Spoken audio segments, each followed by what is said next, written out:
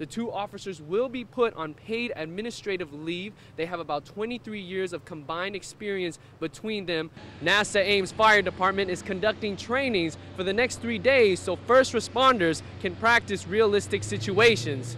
Almost 6 months since Sierra Lamar's disappearance, and the Morgan Hill community has not given up. As Hurricane Sandy begins to surge through the East Coast, passengers that were supposed to fly to cities like New York, Boston, and Philadelphia won't be today. Sheriff Ross Mercurini walked down San Francisco City Hall steps to reclaim his job after 9 long months. Mayor Ed Lee's push to remove him for official misconduct charges failed Tuesday night. San Jose witnessed its 31st homicide of the year at this local Safeway on Story Road, where a young man in his 20s was found stabbed to death. San Jose PD Sergeant Jason Dwyer has confirmed that 2 people have been shot and pronounced dead. 1 woman and 1 man were the victims inside of this house on 7th Street. As you can see, police are still investigating the homicide. Panic in a San Jose neighborhood. A man with a gun opened fire early this morning, killing 2 people before making his escape. So when I ran outside, I saw the guy running. He stopped at the corner for a few seconds. That was the response of a neighbor who was right across the street from the shooting and did not want to be on camera. Her husband was also a witness. I thought he was reloading the gun myself. So I told my wife, don't go over there, you can't go over there. Family believes it was an ex-boyfriend, jealous that his former lover was with another man. At around 4:20 this morning, he shot and killed Maribel and Pedro Jimenez in their home in front of their 3 children. My concern was the kids because they were coming out crying, and I just asked him what happened, and he said the man shot my mom and daddy. The dad was gonna be 29 next month. I don't know yet. I don't know what's going on. Olga Espinoza, Maribel's sister, says the couple had just reunited for their 2 sons, 8-year-old Alexis and 5-year-old Pedro, and their 7-year-old daughter, Alexandra. Based on a recent Facebook posting, Espinoza's sister was at a very good place in her life. I am with the father of my kids, the man of my life. Hope everything works out for good.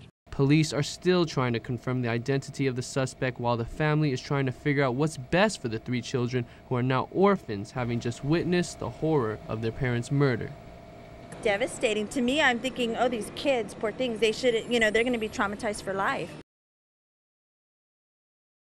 Welcome to Black Friday, and the holiday shopping has just begun here at Paragon Outlets in Livermore. People have been coming in since midnight, and the parking lots are packed. For everybody out here, it's all worth it. Every store had lines, and more than that. Like, it was from wall to wall, people like just everywhere. Black Friday at the brand new Paragon Outlets. That's what this employee is talking about. People from all over the Bay Area made the trip to the new mall in Livermore. Oh my God, it was a 45-minute commute as such, but because of the traffic from the exit, we were stuck for almost an hour and a half. After 2 hours of waiting time and looking for parking, the search for savings began. Stores with discounts of 30, 40, 50, 60, and even 70% were too sweet to pass up.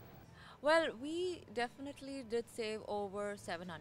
But were the savings worth standing in long lines? This woman waited an hour and a half to shop at Swarovski for crystals that didn't even have a sale. Because those earrings are like $15, but then at 7 o'clock they changed the price back to $25. So the deal is gone actually. Thousands of shoppers flowed into Paragon even at 8 a.m., 10 hours after a Thanksgiving opening, so they could avoid the madness. Yesterday night we tried, it was too crowded. But with dedicated shoppers, irresistible savings, and a brand new outlet, expect a crazier Black Friday next Thanksgiving. In Livermore, Justin Lum, NBC Bay Area News. A Purple Heart veteran is rewarded with keys to a beautiful new home in Antioch. We'll show you how his family's life will change. This heartwarming story coming up next. It's so unbelievable. It's like winning the lottery.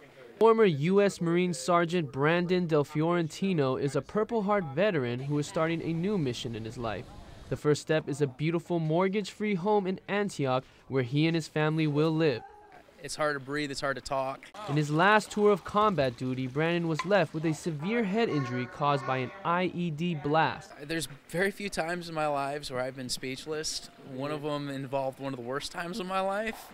Brandon and his family received this beautiful mortgage-free home in Antioch through Bank of America and the Military Warriors Support Foundation.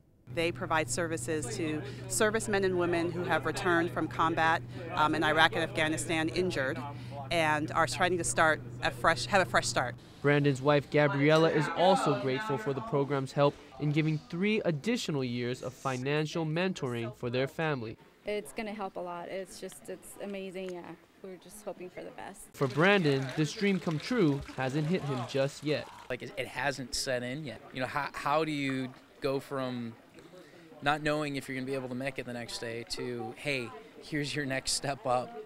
We're going to help you make it. And it's actually happening. From Antioch, this is JustinAndrewLum, NBC Bay Area News.